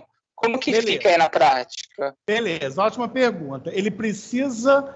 você não pode fazer isso na inicial, né? Porque você não sabe... É até perigoso, né? Você fazer um pedido desse, porque você não teve ainda essa tutela jurisdicional. Então, essa sua pergunta é muito persistente. Ele dá a sentença... A partir do momento que ele deu a sentença e você foi intimado ou tomou conhecimento daquela sentença, você faz o pedido aí de renuncia o prazo recursal. Por quê, gente? Essa pergunta é interessante e a gente tem que fazer o seguinte pensamento. Por que tem trânsito em julgado? Por que surge o trânsito em julgado? Porque o trânsito em julgado, a gente pensa que o juízo de primeiro grau, ele tem 3 atos típicos que ninguém tira dele, né? O despacho é ato de juiz, decisão interlocutória é ato de juiz e sentença é ato de juiz. Mais nada o juiz produz, né? Depois ele dá atos ordinatórios, ou ele ou o próprio cartório, né? Ao autor, ao réu, por aí vai. Mas os atos típicos do juízo são esses 3 atos, né? Despacho, que em face de despacho vocês já aprenderam que não caberia nenhum recurso. Decisão interlocutória, né? Essa decisão interlocutória, obrigatoriamente, ela cabe recurso, né? E os recursos típicos da decisão interlocutória, embargos de declaração, que antes da reforma de 2015, o Código de 73 não permitia.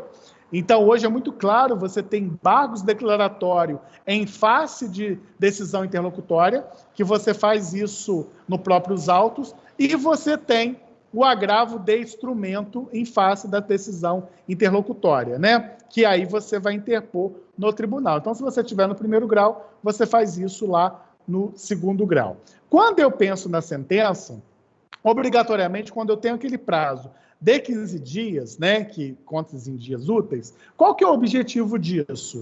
Bom, o juiz deu uma sentença e, obrigatoriamente, quando que nasce um recurso? Recurso nasce com inconformismo. Porque, veja bem, se eu não tiver...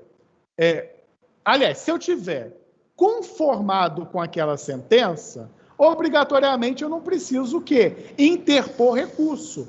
Se eu estiver inconformado com aquela sentença, então, por exemplo, se eu estiver no procedimento comum no cível, eu vou fazer o quê? Apelação. Se eu tiver, por exemplo, lá na 9.099 no cível, eu vou fazer o quê? Recurso inominado em face daquela sentença, né? Por quê? Porque causa em mim um inconformismo. Então, veja, se o juiz me decreta o meu divórcio Eu concordo com aquilo, eu quero me viver infeliz daquele menino, daquela menina. Ou ela não quer viver longe de mim ou longe da outra menina, obrigatoriamente eu quero agilizar esse processo. Então, de vez eu esperar 30 dias, né, que eu, digamos, estou contando em dias úteis, nem sei nem quantos que vai dar, aí, mais ou menos isso, qual é a obrigatória? Eu quero esperar isso? Não. Eu renuncio, aí sim, ele dá a sentença.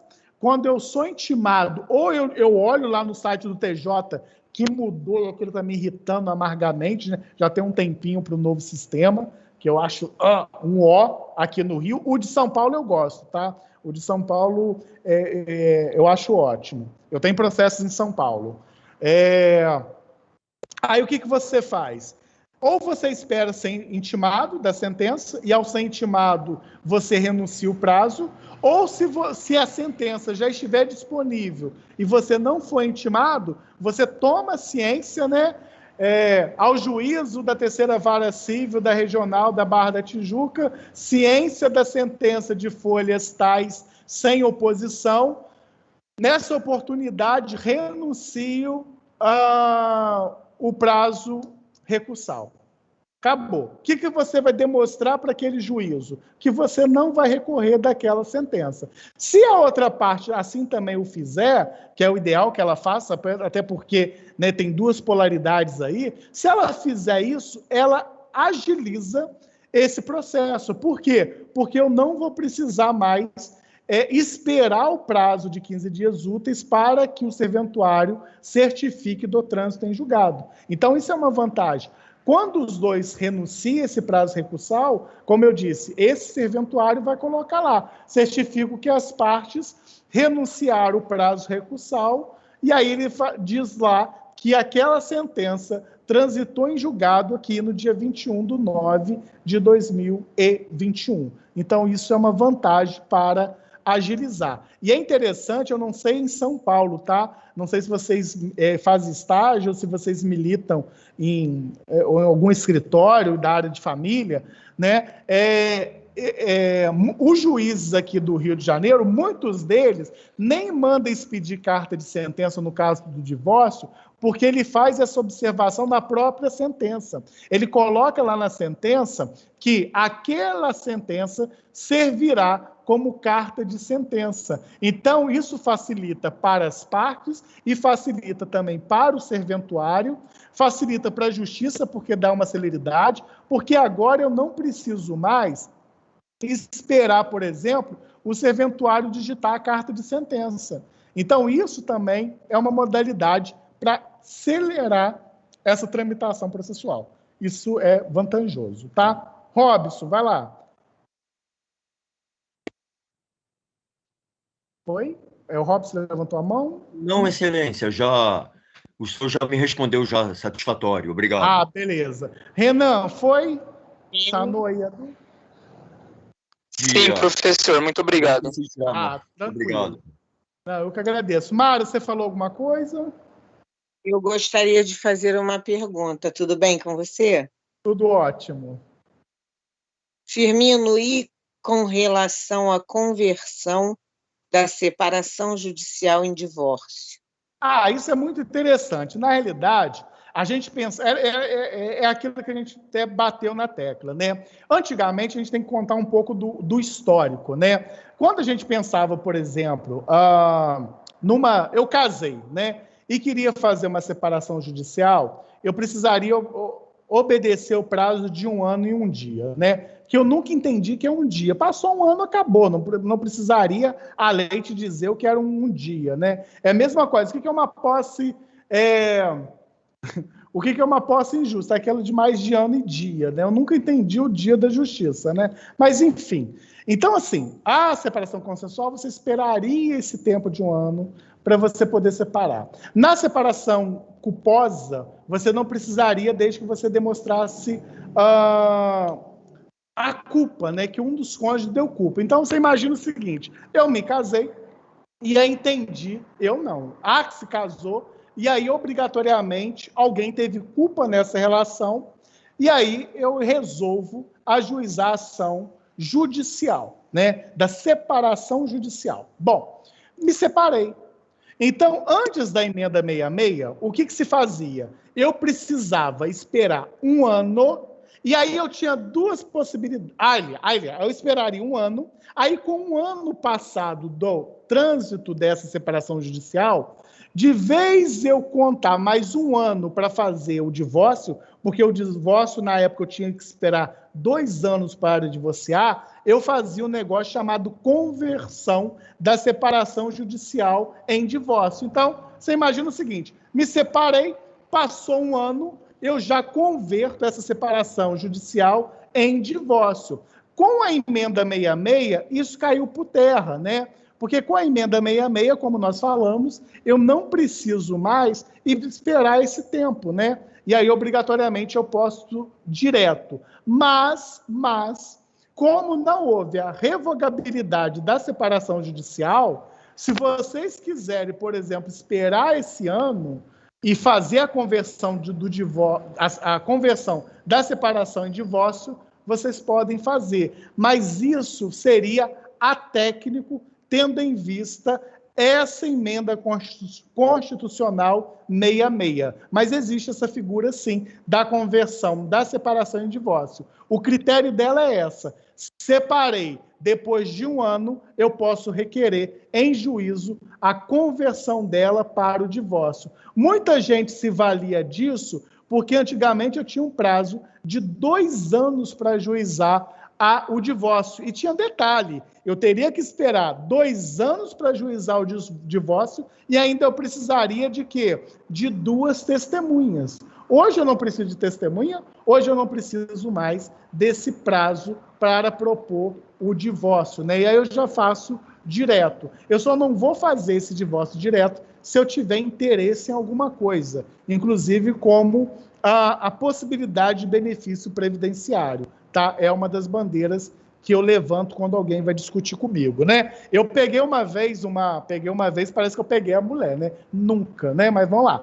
Eu peguei uma vez eu não posso levantar a perna, senhor, tô de cueca. Eu peguei uma vez uma cliente, né? Que ela veio desesperada, que ela estava dirigindo com a filha, né? E o marido dela era um cara, né, pintoso, bonitão, gostosão, que viadagem firminha não era. Mas diz que era. E aí tinha uma garota, uma menina, 18 anos, 19 anos, sentada no colo dele. Aí essa senhora, muito distinta, passou e viu. Não fez escândalo, não fez nada, mas desmoronou emocionalmente, né? Aí ela me procurou, obviamente me pagou R$500 pela consulta, que nem está no WhatsApp, não me peça para dar de graça a única coisa que eu tenho para vender. Isso dá até dúbia interpretação. E aí, consequentemente, ela me procurou e falou assim, doutor Firmino, aconteceu isso. Eu passei, o meu marido estava lá num bar, sei lá, com uma novinha que ela usou, sentada no colo dele, eu quero separar, eu quero isso, quero tudo. Bom, eu virei para ela e falei assim, minha filha, vamos conversar um pouco aqui, né? Depois que ela acalmou. O carro tá no nome de quem? Do irmão. A casa foi construída onde? No terreno da minha sogra. A empresa está no nome de quem? Da minha filha. Eu falei, o que a senhora tem? Tirando a dignidade, né? O que a senhora tem? Olha, a gente não tem nada. Você passa fome? Tem comida? Tem lá? Tem isso? Tem aquilo. Então, minha filha, a partir de hoje, você não vai se separar. Você vai fazer um caixa 2. Aí, quando você tiver estrutura financeira, você separa, né? E por quê? Porque o meu interesse ali era proteger ela patrimonialmente, porque emocionalmente ela já estava destruída.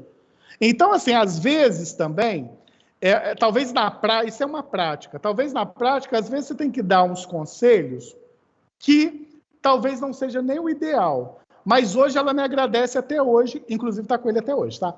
Mas me agradece porque hoje ela já tem um pé de meia, já saiu do terreno da casa da mãe dele, já construiu uma outra casa e por aí vai. Então, às vezes, vocês têm que analisar até que ponto o divórcio é o ideal naquele momento, até que ponto a separação judicial é o ideal naquele momento. Porque se você... Lógico, a decisão é da pessoa, mas você está friamente raciocinando, possa ser que você garanta aí uma mudança de vida para essas pessoas, tá? Então, assim, hoje, se você quiser fazer conversão da separação judicial em divórcio, você pode fazer. Se você casar hoje e quiser fazer direto o divórcio, você pode fazer. Muitas das vezes você vai brigar com o juízo. Você faz uma separação judicial, aí o cara, no mérito, fala que é impossibilidade jurídica do pedido. Né? Você pode jogar na internet que teve umas coisas dessa no passado. E aí o tribunal, o STJ, já bateu o martelo e falou que não, pode ter entrado em desuso, mas não quer dizer que há revogação da separação judicial. Tem que pensar antes de fazer as coisas. Justamente, eu também penso isso, tá? Tem que pensar friamente. Na emoção, não dá para pensar. Eu tenho alguns clientes ricos, eu não sou rico, eu sou trabalhador. Se eu parar de trabalhar, obrigatoriamente desmorona. Mas tem gente que tem uma condição muito boa, que é rico, né? Olha que loucura, se mantém um casamento porque não quer dividir. Né? Já são bem idosos, já têm uma certa idade, mas o regime de bens é da comunhão universal de bens. Então, para não dividir patrimônio, se suportam. Né? É um modelo de vida que acontece, que vocês também vão se deparar isso. Isso é uma questão muito importante que provavelmente o professor de prática de vocês vão ensinar isso para vocês, que eu acho que é importante para vocês separarem teoria jurídica de prática jurídica. Beleza? Misericórdia. Essa é ótima, mas é verdade, acontece. Gente, então, a gente finaliza o nosso ponto para a prova até aqui, tá? Com a dissolução da separação e do divórcio. Na próxima semana, eu vou dar a revisão, né, do que eu acho que é interessante vocês estudarem e vou transcrever as minhas aulas, já transcrevi as demais, vou transcrever a aula de hoje também e vou mandar para vocês estudarem, tá? O pessoal de São Paulo, eu creio que vocês vão gostar bastante. O pessoal do Rio, creio que gosta. Obrigada, tá? professor. Obrigada. Né? Alguém colocou, famoso casamento de fachada. Sim. Eu viveria, se eu vou viajar para a Europa 3 vezes no ano. É para chamar de amor? Chamou e amor, tudo bem? E por aí vai, acabou. Mas beleza, gente? Então é isso. Então, na próxima semana... Oi, quem me chamou? Vai lá. É o Renan, eu levantei a mão aqui, desculpa. Não, que isso, fica à vontade. Deixa eu te falar, não tem muito a ver com a sua aula, mas assim, você acabou citando aí no decorrer, eu gostaria de tirar mais uma dúvida mesmo. Você falou da questão do abandono afetivo, né? No decorrer da aula aí. O que acontece? Eu acabei escolhendo esse tema no meu TCC, né? Que é com relação ao dano moral no que tange ao abandono afetivo. Você acha que é muito ultrapassado esse tema? Não, eu não acho que é muito ultrapassado, não, tá? Eu acho que é um tema ainda muito polêmico, né? Ele teve um início muito importante em Minas Gerais, né? Acho que Minas Gerais ele teve uma contribuição muito grande por a questão do abandono afetivo. Acho que ainda a gente precisa dialogar esse abandono afetivo. E é interessante, Renan, que eu não sei qual é o foco do seu abandono afetivo, mas ele atingiu uma magnitude tão profunda que hoje a gente discute abandono afetivo dos idosos, né? A gente tinha uma aplicabilidade muito grande, né, com uma decisões em Minas Gerais, com uma decisão muito importante sobre abandono afetivo dos filhos, e hoje a gente, devido a essas mudanças legislativas, hoje a gente discute, inclusive, abandono afetivo no idoso, né? Hoje os filhos abandonam os pais idosos, né? E a gente começa a fazer esse diálogo do abandono afetivo. Eu acho que é um tema bastante importante. O que eu lhe aconselho, se depois você quiser me chamar no WhatsApp para a gente trocar uma ideia, é que seria interessante você criar um funil para esse abandono afetivo. Qual que seria o seu foco desse abandono afetivo? Seria um foco muito mais material? Seria um foco muito mais processual? Seria um foco comparativo? Você está pensando no menor, né, que atinge uma certa idade, você está pensando no idoso, aí eu acho que você precisaria, com todo respeito, obviamente, criar um funil nisso, que aí eu acho que vai ficar bem bacana. Para tentar diferenciar do lado... Beleza. Tá? Então, professor, na verdade, Vai lá, quem é? Firminos, Oi, Mara. Tô te ouvindo, Mara. Eu estou ouvindo aí esse discurso acerca do abandono afetivo em termos de menores e de idosos. Mas há casos em que o cônjuge pode alegar esse abandono afetivo? Uma curiosidade. Olha, veja bem, eu acho o seguinte, olha que interessante a sua pergunta, né? Se está dentro do próprio lar, né? Resolve casar com uma pessoa, né? E obrigatoriamente dentro daquele próprio lar você tem uma questão morna, né?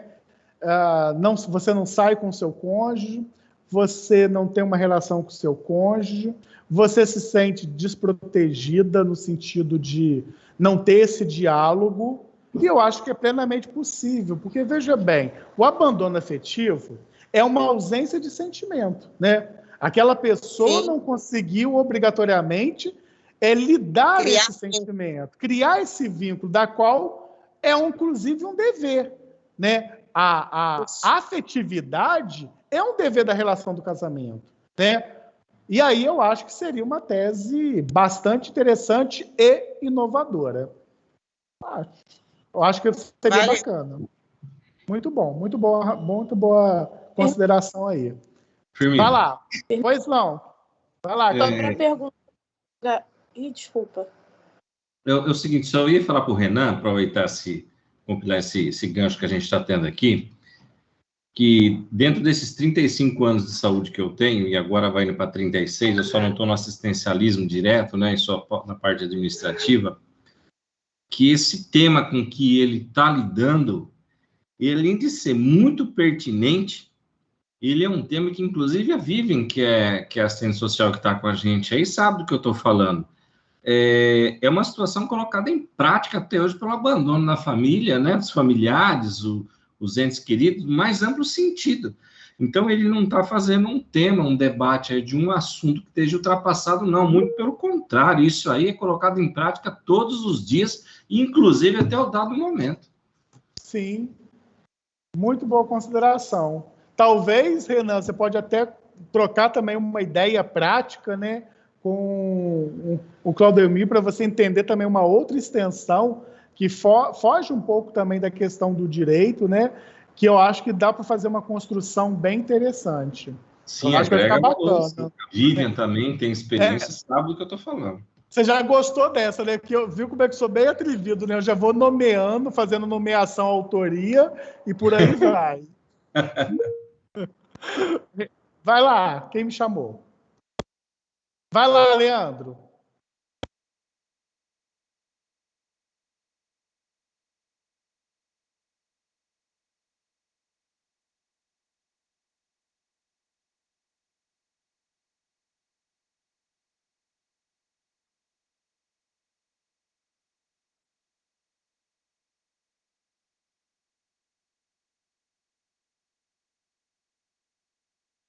Aí tem que analisar muito o caso concreto, né? Porque, por exemplo, ele foi preso, e se ele for uma pessoa de baixa renda, quando a gente estuda, por exemplo, a lei previdenciária do regime geral de previdência social, a gente começa a pensar o seguinte: quando eu penso em seguridade social, eu estou pensando em 3 vertentes, né? Seguridade social, eu tenho um negócio chamado assistência, previdência e, consequentemente, saúde. Então, dentro da Previdência, do regime geral de previdência social, dentro dos benefícios pagos ao dependente, é aquilo que a gente chama de auxílio-reclusão, né? Então, por exemplo, ele foi preso, mas ele tivesse vínculo, por exemplo, no regime geral de previdência social, independentemente se ele é segurado facultativo, independentemente se ele é segurado obrigatório, né? Aí você poderia buscar junto ao INSS esse auxílio voltado aí para esse menor, que é chamado auxílio reclusão, né? As pessoas fazem uma interpretação muito errônea do auxílio reclusão, falam: auxílio reclusão, o cara foi preso, está pagando para a família. Gente, a família só está recebendo auxílio reclusão porque aquele infeliz que foi preso, aquela infeliz que foi preso, ela era contribuinte para o INSS. Se ela não era contribuinte para o INSS, não há que se falar em auxílio reclusão. O auxílio reclusão, na realidade, ele funciona com qualquer outro benefício. O cara sofreu um acidente, está doente, vai receber um auxílio doença, né? E aí por aí vai. Então, esse é o primeiro ponto que tem que ser analisado. Ele era vagabundo, não tinha recolhimento nenhum. Bom, e aí eu vou buscar quem são os parentes mais próximos, né? Inclusive, quando a gente estudar alimentos, a gente tem uma possibilidade de buscar chamado avoenga, né? O que são os alimentos? Avoenga são esfaces dos avós, mas eu só teria aplicabilidade no primeiro momento como pensão complementar. Como que funciona isso? Eu tenho que demonstrar a incapacidade alimentar daquela outra pessoa. Aí sim, eu teria aplicabilidade dos alimentos avoengas. É uma das modalidades. E aí a gente aprofunda isso quando a gente estudar, por exemplo, alimentos como fato gerador. Tá? Nada. Mais alguém, gente? Não? Então, tá bom. Então, gente, muito boa noite. Semana que vem a gente dá a revisão. Renan, eu te mandei meu número lá. Se você quiser trocar uma ideia, depois fica à vontade. E semana que vem eu mando o ponto de aula para vocês.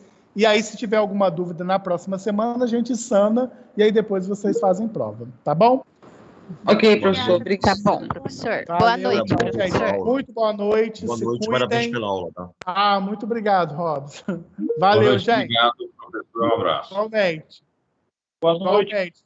professor. Igualmente, gente. Igualmente. Fique com Deus, gente. Um abraço. Se cuidem. Um abraço. Chiquerésimos. Boa noite, professor.